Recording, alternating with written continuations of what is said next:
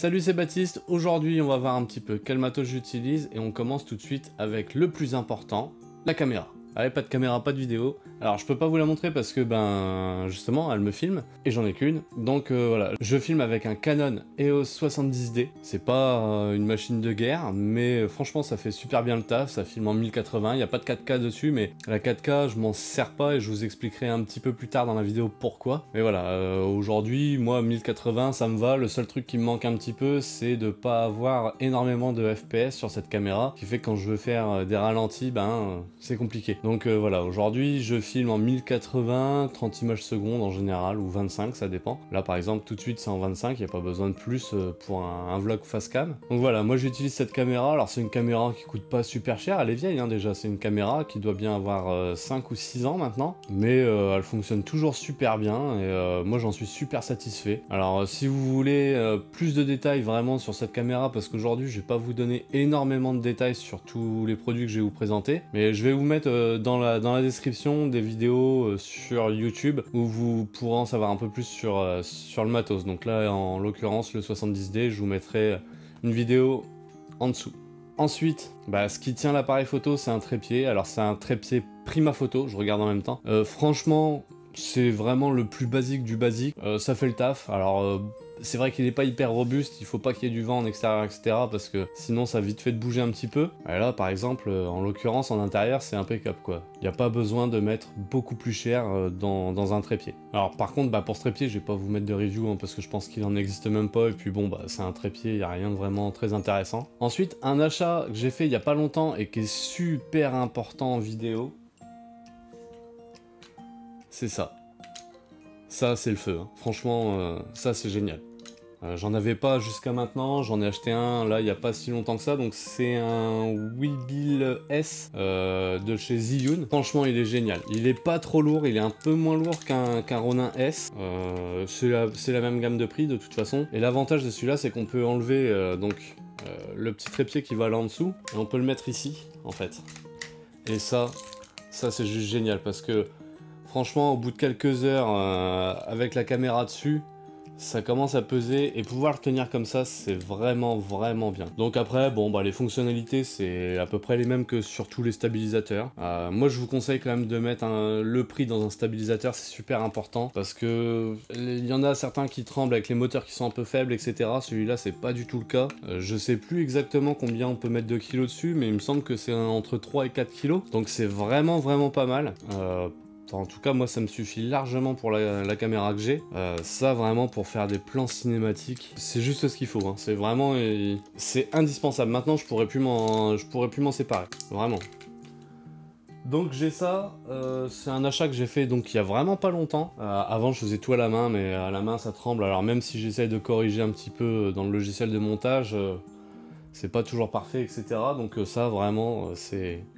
la base, il faut ça si on veut faire des vraiment jolis plans. Bon, après, pour faire de la vidéo dans le style face cam comme ça, il y en a vraiment pas besoin. Là, c'est vraiment pour faire de la vidéo démo, etc. Enfin, suivre un sujet, etc. pour que ce soit vraiment propre, quali, que ça bouge pas. C'est ça qu'il faut. Alors après, vous pouvez opter pour une solution un peu moins chère que ça, parce que ça, ça vaut quand même 400 €, je crois, entre 350 et 400 €. Donc c'est pas donné.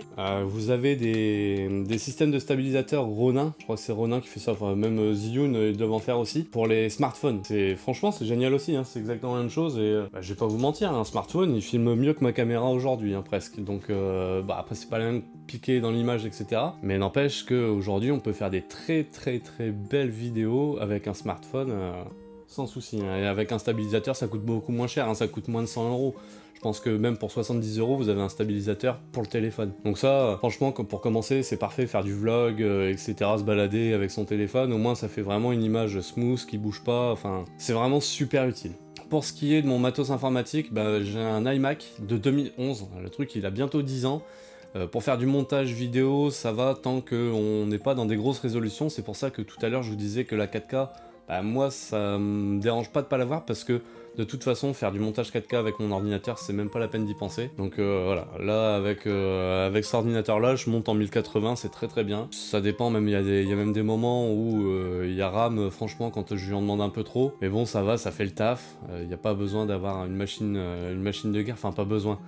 Si j'avais les moyens d'en avoir une, j'en aurais une, certainement, ça me ferait gagner du temps sur mes montages. C'est comme si j'avais une caméra capable de filmer en 4K 120 fps et que j'avais la machine de guerre qui va derrière pour faire les montages, j'hésiterais pas une seconde. Mais malheureusement, c'est pas dans mon budget, en tout cas pas tout de suite. Ça viendra peut-être un jour parce que de toute façon, la 4K, on va être obligé d'y venir au fur et à mesure. Mais pour l'instant, voilà, pour upload des vidéos sur internet, sur YouTube, il n'y a pas besoin que ce soit en 4K, en tout cas pas pour le style de vidéo que moi je fais. Le montage vidéo, je le fais sur Final Cut Pro. Alors j'ai pas choisi Final Cut Pro en particulier pour une raison ou une autre, c'est plus parce que c'est celui qui m'est venu en tête la première fois que j'ai fait du montage. Sinon je serais peut-être passé sous Premiere ou DaVinci Resolve. D'ailleurs DaVinci Resolve je vous le conseille parce que au moins il est gratuit.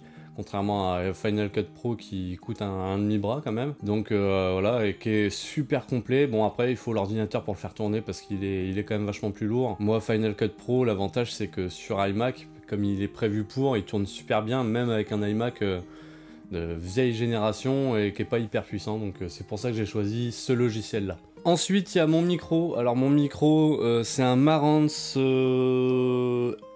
MPM 2000. Pour ceux qui veulent la référence. C'est un super micro, je l'avais acheté parce que je suis un petit peu musicien, comme vous pouvez le voir derrière moi, il y a quelques guitares, et encore je suis pas guitariste, je suis batteur. Mais voilà, le son c'est super important pour moi, donc j'avais décidé d'acheter un bon micro, et franchement, celui-là fait le taf. Alors je peux plus vous dire le prix exact, mais si vous recherchez avec les références, vous allez vite le trouver.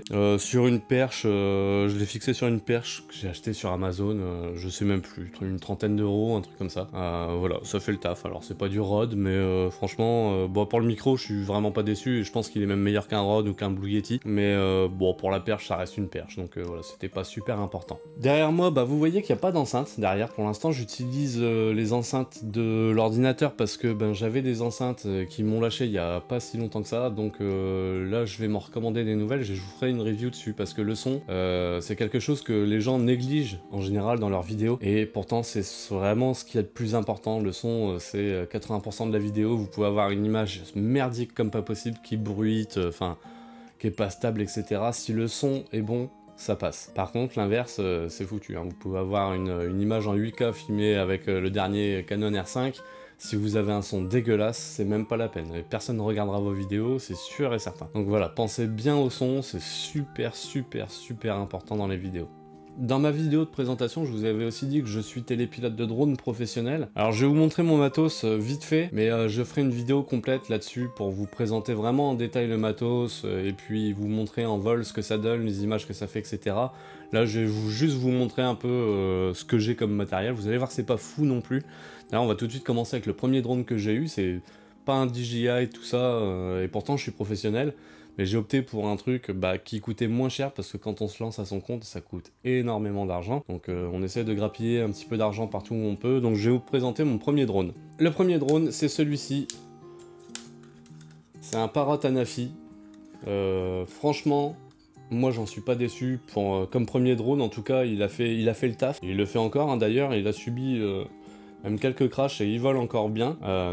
Oui, il a subi quelques crashs, il s'est même pris, il s'est fait emporter par une mouette. Alors méfiez-vous quand vous volez en drone, les gros oiseaux c'est méchant avec ça. Je l'ai réparé, il avait un bras de cassé, je l'ai réparé, et puis il vole toujours. Franchement c'est un bon petit drone qui fait de la 4K. Je filme pas avec parce que je peux pas le traiter sur mon ordinateur, mais moi je filme en 1080, ça va très bien. 1080 il filme jusqu'à 60 images secondes, donc on peut faire quelques ralentis sympas. Donc voilà, ça c'est vraiment un bon petit drone pour commencer. Il y a à peu près 20 minutes d'autonomie là-dessus, franchement c'est sympa, c'est stabilisé, c'est cool.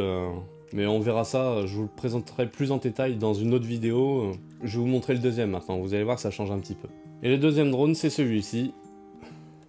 C'est pas la même taille Ouais, celui-là il est un peu plus gros. C'est un Ioniq Typhoon H+, donc celui-ci c'est un 6 hélices. C'est vachement plus stable. Si un jour il y a un moteur qui tombe en panne, le drone continue à voler sur 5 moteurs, donc ça évite qu'il se crache. La caméra c'est une 21 mégapixels avec un capteur 1 pouce, donc ça fait vraiment de très très belles images. Enfin tout ça je rentrerai en détail dans la vidéo que je vous ai dit où je vous montrerai un peu les drones, comment ça fonctionne, etc. Et bon, l'avantage aussi de celui-ci, qu'il est impressionnant comme ça, mais il se replie. Et ça, c'est pratique. Même si bah, du coup il est dans une valise qui est un peu grosse, mais bon au moins voilà, ça prend quand même moins de place, c'est sympa. Et il y a aussi la télécommande qui va avec, qui est aussi volumineuse que le drone. Donc la télécommande, voilà. Ah, ça fait un joli jouet, hein, avec un joli écran dessus. Pareil, mais vachement ergonomique, on l'a bien en main, etc. L'image, le retour en tout cas de l'image sur la télécommande est super bien. Mais pareil, tout ça, on en parlera dans une vidéo dédiée au drone. Donc voilà, je pense avoir à peu près fait le tour du matériel que j'ai et que j'utilise le plus souvent. Bon, alors il y a des lights ici pour en intérieur pour vous parler, pour faire les vidéos en face cam. Donc c'est pareil, hein, c'est des lights à pas très cher.